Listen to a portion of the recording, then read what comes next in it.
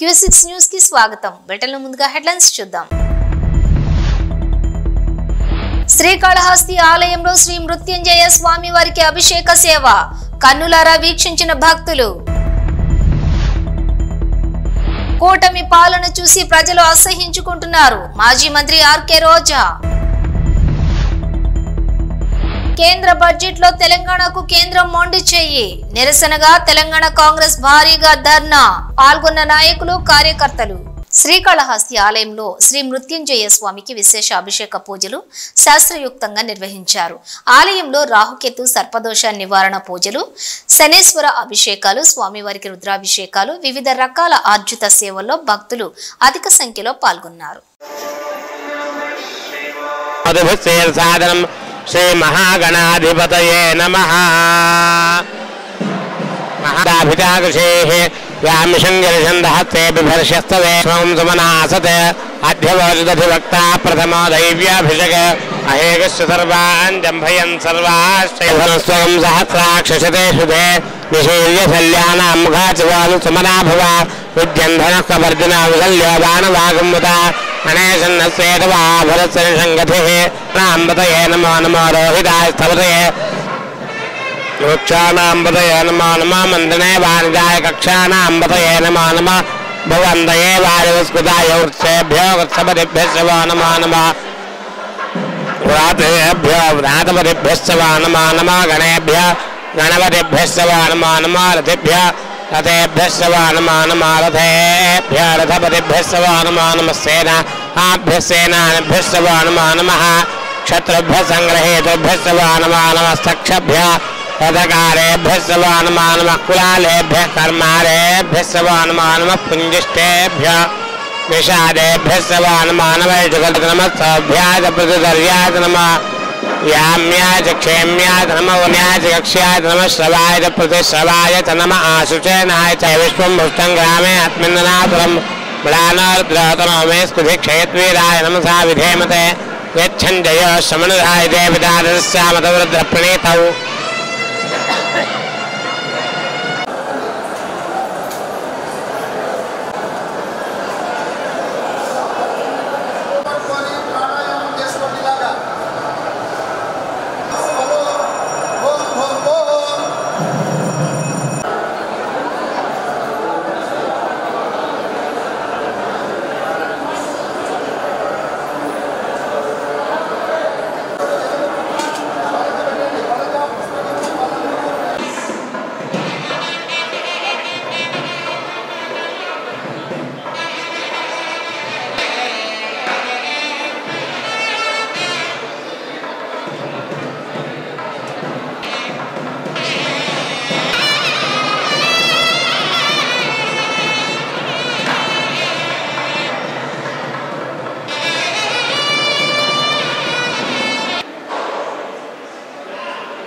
Tirupati deputy mayor ఎన్నికల్లో అరాచకాలకి TDP తెరతీసిందని అన్నారు మాజీ మంత్రి ఆర్కే రోజా.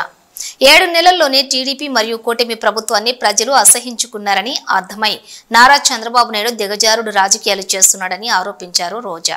ఈసీ కనీసం ఇకనైనా స్పందించి ఎన్నికల్లో కూటమి నేతల దురాగతాలపై చర్యలు తీసుకోవాలని కోరారు మాజీ మంత్రి. వైఎస్ఆర్సీపీ అధికార ప్రతినిధి ఆర్కే రోజా. కూటమి ప్రభుత్వంలో చంద్రబాబు నాయుడు గారు ముఖ్యమంత్రి అయిన రోజు నుంచి తిరుపతి పరువు ప్రతిష్ట ఎలా దిగజారుస్తున్నారో లడ్డూ విషయంలో చూసాం. మొన్న మనుషులు చనిపోయిన విషయం మనం చూసాం. ఈ రోజు డిప్యూటీ మేయర్ ఎన్నికల్లో ఏ విధంగా మేయర్ మీద గాని అలాగే వచ్చిన కార్పొరేటర్ల మీద అలాగే దళిత ఎంపీ మీద దాడులు చేయటం మనం కళ్ళారా చూస్తున్నాం. ఒకవైపు వైఎస్ఆర్సీపీ నాయకులు మాకు అవసరం లేదంటూనే చంద్రబాబు నాయుడు లోకేష్, మరోవైపు తమ నాయకులతో ఏ విధంగా కార్పొరేట్ల మీద బస్సు మీద అలాగే మేయర్ మీద ఎంపీ గారి మీద దాడి చేశారు, రాళ్లతో కొట్టారు, బూతులు తిట్టారు, కొంతమందిని కిడ్నాప్ చేసి తీసుకెళ్లడం మనం కళ్ళారా చూస్తున్నాం. ఇవన్నీ కూడా పోలీసులు చూస్తుండగానే వాళ్ళ ప్రేక్షక పాత్ర వహించినప్పుడే జరగటం అనేది ఈ రాష్ట్రంలో లా అండ్ ఆర్డర్ ఎంత ఘోరంగా ఫెయిల్యూర్ అయిందో మనకు అర్థమవుతుంది. అండ్ పవన్ కళ్యాణ్ గారు మీ ఎమ్మెల్యే జనసేన ఎమ్మెల్యే తిరుపతిలో ఎంత దిగజారిపోయి ఈ రోజు కార్పొరేటర్ని కిడ్నాప్ చేస్తున్నారో ఒకసారి గమనించండి. నిజంగా మీరు చెప్పుకున్నట్టు చంద్రబాబు నాయుడు, లోకేష్, పవన్ కళ్యాణ్ మాకు 93% సీట్స్ వచ్చినాయి మొన్న ఎమ్మెల్యే ఎంపీ ఎలక్షన్ లో అన్నారు. మీది ఈవీఎం గెలుపు అని అందరూ కూడా అనుకున్నారు. అదే నిజం అనేది ఇక్కడ మళ్లీ ప్రూవ్ అయింది. ఎందుకంటే నిజంగా ప్రజల ఓట్లతో మీరు 93% సీట్లు సంపాదించుంటే ఈ రోజు ఒక డిప్యూటీ మేయర్ పోస్ట్ కి ఇంత రాద్ధాంతం చేసి ఈ విధంగా రౌడీజం, గుండాయిజం చేసి కిడ్నాప్ చేయాల్సిన అవసరం ఉందా అని నేను అడుగుతున్నా.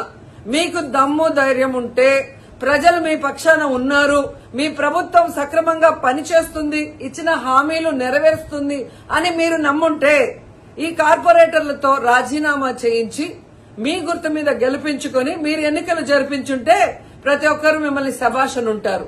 కానీ ఇక్కడ జరిగే ఒక డిప్యూటీ మేయర్ ఎన్నికలకే ఈ విధంగా ఒక మహిళని చూడకుండా మేయర్ ని ఏ విధంగా హ్యూమిలేట్ చేస్తున్నారు, ఆమె మీద దాడి చేస్తున్నారు. అలాగే ఒక దళిత ఎంపీ గురుమూర్తి గారి మీద ఎలా బూతులతో తిట్టి దాడి చేస్తున్నారో టీవీలో అందరూ గమనిస్తున్నారు. సో మీరు ఫెయిల్యూర్ అయ్యారు. ఈ 7 నెలల కాలంలో ప్రజలు మిమ్మల్ని అసహించుకుంటున్నారన్న విషయం తెలిసి ఇలా దిగజారుడు రాజకీయాలు, రౌడీ రాజకీయాలు చేయాలనుకోవటం నిజం కాదని నేను అడుగుతున్నా. ఒకవైపు ఎలక్షన్ కమిషన్ మేము రిక్వెస్ట్ చేస్తున్నాం, ఇలాంటి కూటమి ప్రభుత్వం చేసే ఈ దారుణాలకి ఫుల్ స్టాప్ పెట్టండి. ఎవరైతే ఈ రోజు దాడి చేశారు, బూతులు తిట్టారు, కిడ్నాప్ చేశారో ఆ తెలుగుదేశం, జనసేన నాయకులందరూ కూడా టీవీల్లో కనిపిస్తున్నారు. వాళ్ళందరినీ కూడా అరెస్ట్ చేసి వాళ్ళకి పనిష్మెంట్ ఇవ్వాలి.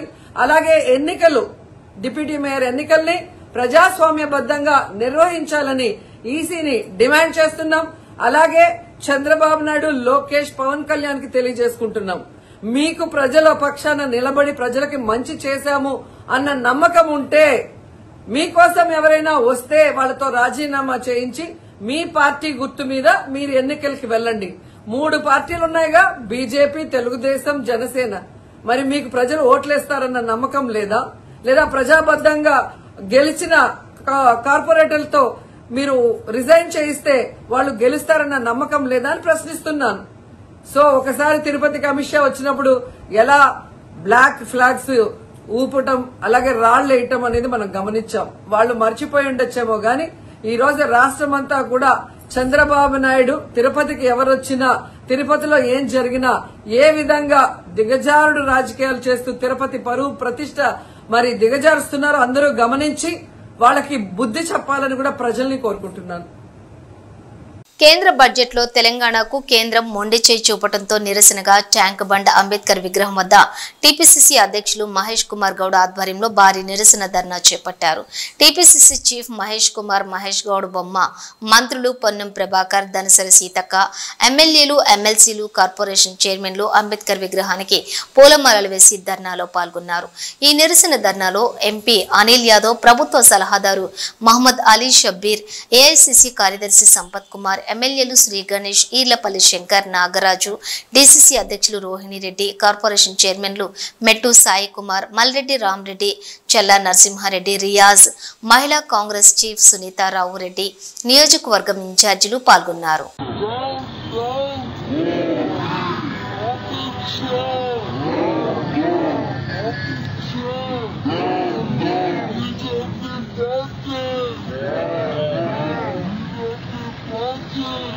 ఢిల్లీ అసెంబ్లీ ఎన్నికల ప్రచారంలో పాల్గొన్న సీఎం చంద్రబాబు నాయుడు. ఎన్డీఏ తరపున సహద్ర ప్రాంతాలలో సీఎం చంద్రబాబు ప్రచారం. ఎన్నికల ప్రచారంలో చంద్రబాబుతో పాటు పాల్గొన్న కేంద్ర మంత్రి Manohar Lal Khattar, AP deputy speaker Raghurama, TDP ఎంపీలు.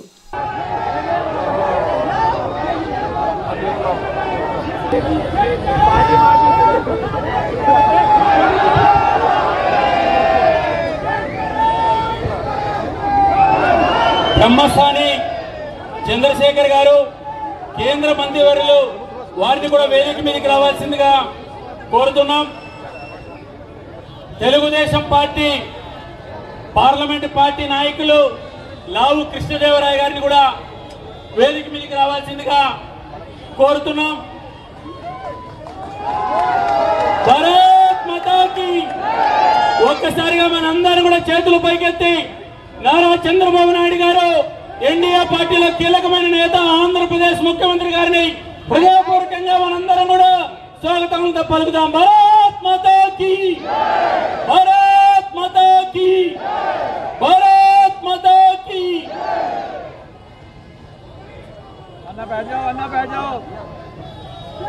అందరికీ నమస్కారం. భారతీయ జనతా పార్టీ ఢిల్లీలో జరుగుతున్నటువంటి ఎన్నికల్లో భారత ప్రధానమంత్రి నరేంద్ర మోడీ గారు, భారతీయ జనతా పార్టీ జాతీయ అధ్యక్షులు జగత్ ప్రకాష్ నడ్డా గారి ఆహ్వానం మేరకు ఢిల్లీలో జరుగుతున్నటువంటి ఎన్డీఏ బహిరంగ సభలో ఢిల్లీ ఎన్నికల్లో భారతీయ జనతా పార్టీ అభ్యర్థులు గెలిపించడానికి ప్రియతమ నాయకులు భారతదేశంలో అనేక సంవత్సరాల పాటు ఈ దేశాభివృద్ధి కోసం పనిచేసినటువంటి ఆంధ్రప్రదేశ్ ముఖ్యమంత్రి ప్రియతమ నాయకులు చంద్రబాబు నాయుడు గారు ఈరోజు ఈ యొక్క బహిరంగ సభకు రావడం జరిగింది. ఢిల్లీ భారతీయ జనతా పార్టీ నుంచి వారికి స్వాగతం పలుకుతూ ఉన్నారు. మిత్రో, నాకు తెలుగు రాదు, నాకు కొంచెం కొంచెం తెలుగు వస్తుంది. సీఎం సాబ్, నేను ఢిల్లీలో మీకు స్వాగతం.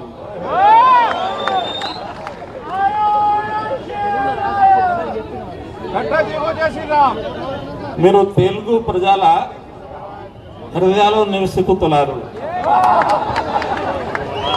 So I would request you to inspire all these people from Andhra Pradesh and Telangana and all the South Indian states, to inspire them. Palnadu జిల్లా వినుకొండ పట్టణంలోని చిన్నారిని ఎత్తుకెళ్లబోయిన వ్యక్తికి దేహశుద్ధి చేశారు స్థానికులు. వినుకొండ పట్టణంలోని బోసుబొమ్మ సెంటర్ మరియు ఇసుకవాగు వద్ద గుర్తు తెలియని వ్యక్తి ఓ చిన్నారిని ఎత్తుకుపోవటానికి ప్రయత్నించగా స్థానికులు గమనించి అడ్డుకున్నారు. అనంతరం స్థానికులు ఆ వ్యక్తికి దేహశుద్ధి చేసి పోలీసులకు సమాచారం అందించారు. ఈ ఘటన స్థానికంగా కలకలం రేపింది.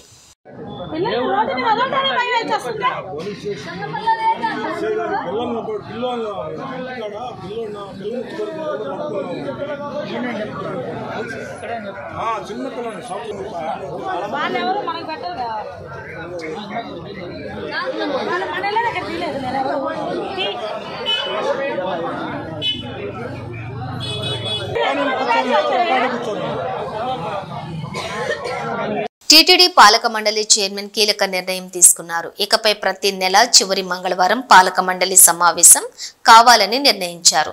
తిరుమల శ్రీవారి దర్శనానికి వచ్చే భక్తులకు మెరుగైన సౌకర్యాలు కల్పించడం, చేపట్టాల్సిన పనులపై వేగవంతంగా నిర్ణయాలు తీసుకునేలా ఈ సమావేశాన్ని నిర్వహించనున్నారు. దీనికి తగ్గట్టుగా ప్రతి నెల అజెండాను సిద్ధం చేసి బోర్డు ముందు ఉంచాలని అధికారులను టీటీడీ చైర్మన్ బిఆర్ నాయుడు ఆదేశించారు. ఢిల్లీకి వస్తే చాలా బాధ కలుగుతోందని, ఎప్పుడో 1995లో పాడుబడిపోయిన హైదరాబాద్ మాదిరి ఢిల్లీ తయారైందని అన్నారు.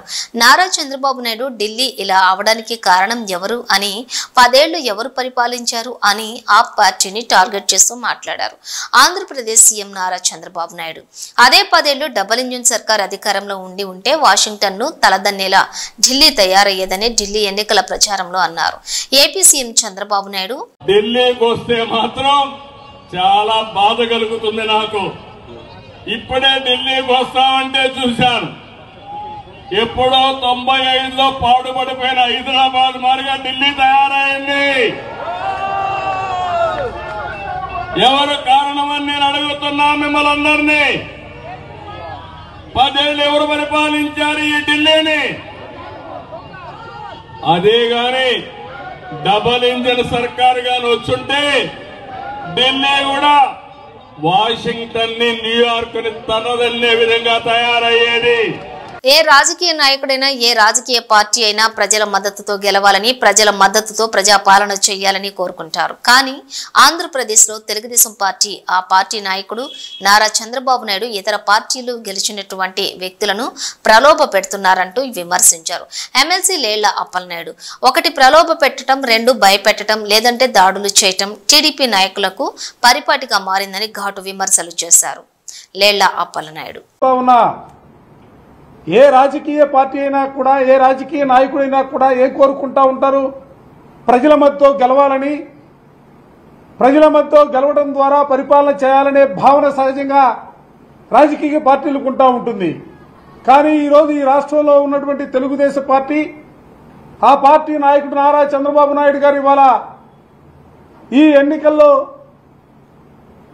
గెలిచినటువంటి కార్పొరేటర్లని, గెలిచినటువంటి కౌన్సిలర్స్ని వైఎస్ఆర్ కాంగ్రెస్ పార్టీ ఫ్యాన్ గుర్తుపై గెలిచినటువంటి వాళ్ళందరినీ కూడా ప్రలోభ పెట్టే కార్యక్రమాలను ప్లాన్ ఏ ప్రలోభ పెట్టాలా, ప్లాన్ బి భయపెట్టాలా, ప్లాన్ సి అంటే ఏబి రెండు ఫెయిల్ అయినటువంటి పరిస్థితుల్లో పార్టీకి నిక్కచ్చగా ఉన్నటువంటి కార్పొరేటర్లు కానీ కౌన్సిలర్స్ కానీ మూడో ప్లాన్ అమలు చేస్తా ఉన్నారు. ఈ రోజున దాడులు చేసి వాళ్ళు వస్తున్నటువంటి వాహనాలపైన దాడులు చేసి వాళ్ళని గాయపరిచి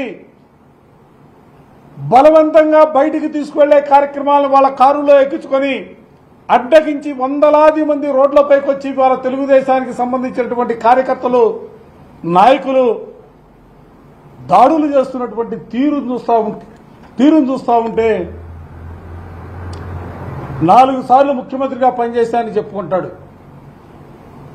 40 సంవత్సరాల పైచిలకు రాజకీయ చరిత్ర ఉందని చెప్పుకుంటా ఉంటాడు చంద్రబాబు నాయుడు గారు. అసలు ఏ దిశగా ఈ రాష్ట్రాన్ని మీరు తీసుకెళ్లాలని ప్రయత్నం చేస్తారని అడుగుతా ఉన్నా. తిరుపతిలో మీకు తెలుసు, మీ పార్టీ పరంగా మీ సింబల్ పైన ఎంతమంది గెలిచారు? ఒక్కడు గెలిచారు. సైకిల్ గుర్తుపైన గెలిచింది ఒక్కడే. మిగతా స్థానాలన్నీ కూడా వైఎస్ఆర్ కాంగ్రెస్ పార్టీ గెలిచిందే. నిన్నటి వరకే ప్రలోభ పెట్టావు, భయపెట్టావు. డిప్యూటీ మేయర్గా మేము ప్రకటించినటువంటి అభ్యర్థి శేఖర్ రెడ్డి ఇంటిపైన బుల్డోజర్ తీసుకెళ్లి పగలగొట్టించావు. అయినా కూడా వైఎస్ఆర్ కాంగ్రెస్ పార్టీకి సంబంధించినటువంటి కార్పొరేటర్లు జగన్మోహన్ రెడ్డి గారి నాయకత్వంలో మేము గెలిచాం, వైఎస్ఆర్ కాంగ్రెస్ పార్టీకి ఓటు వేయాలనే ఆలోచనతో వాళ్ళు ఈ రోజున ఎన్నికలకి బస్సులో వస్తూ ఉంటే ఆ బస్సు పైన దాడి చేసినటువంటి వైనం చూస్తూ ఉంటే నిజంగా బాధ కలుగుతూ ఉంది. ఎందుకంటే తిరుపతికి సంబంధించి ఎవరు ఒక బలహీన వర్గాలకు సంబంధించినటువంటి మహిళ, ఉన్నతమైనటువంటి చదువులు చదువుకున్నటువంటి శిరీష్ గారు ప్రయాణిస్తున్నటువంటి బస్సు పైన దాడి చేసి ఇవాళ రాళ్లు కర్రలు కత్తులతో దాడులు చేస్తున్నటువంటి వైనం.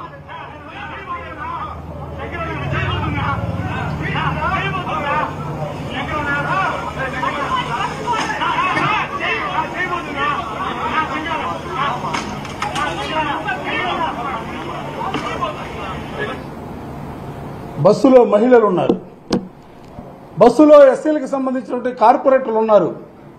ఆ బస్సు దగ్గరే తిరుపతి పార్లమెంట్ సంబంధించి గురుమూర్తి గారు ఎస్సీ దళిత వర్గానికి సంబంధించినటువంటి ఎంపీ గారు ఉన్నారు. అంటే అందరిపైన కూడా దాడులు చేస్తారా?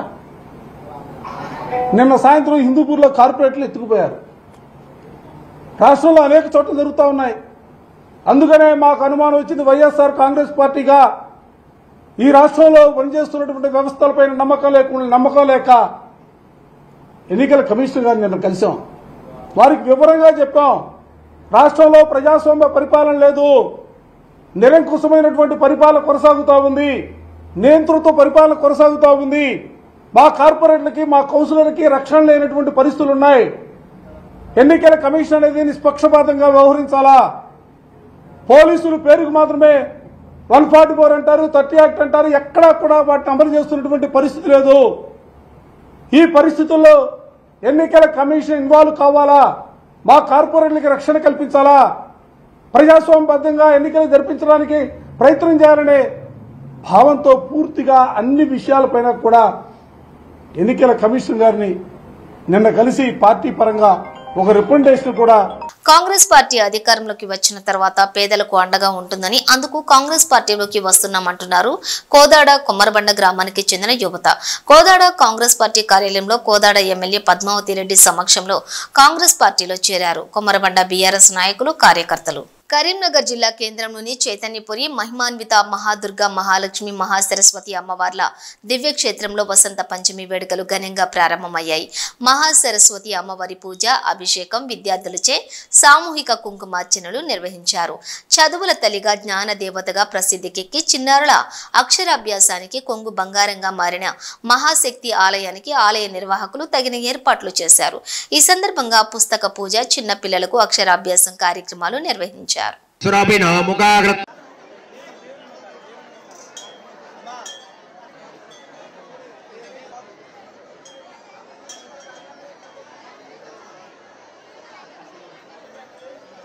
महादेव्ये नमः घृतस्नानं समर्पयामि द्रव्योदकेन संबदोरिभागं समेत पश्यदा మీ గోత్రం మనసులో తీసుకోండి ఇంటిలో ఉన్నవారి పేర్లు తీసుకోండి ఉదడే వరుణాణీం స్వస్తడే యా పలరే యా బ్రహ్మా గదశ్రీ ఉదక్కయా ప్రపత్తే సుతరసితరసే నమః తవ వృక్షోత్త బిల్వః ఓం అమ్మ కొత్తగా వచ్చిన వాళ్ళు ఇప్పుడు కూర్చో ఓకేనా రైట్ ప్లీజ్ స్లేట్ తీసుకోండి ఇక దర్శనాలకు ఇబ్బంది అవుతుంది నడుస్తూ ఉండాలి పట్టుకోండి ఓం రాయించండి మోక్షదం తస్మై ఓంకారాయ నమో నమః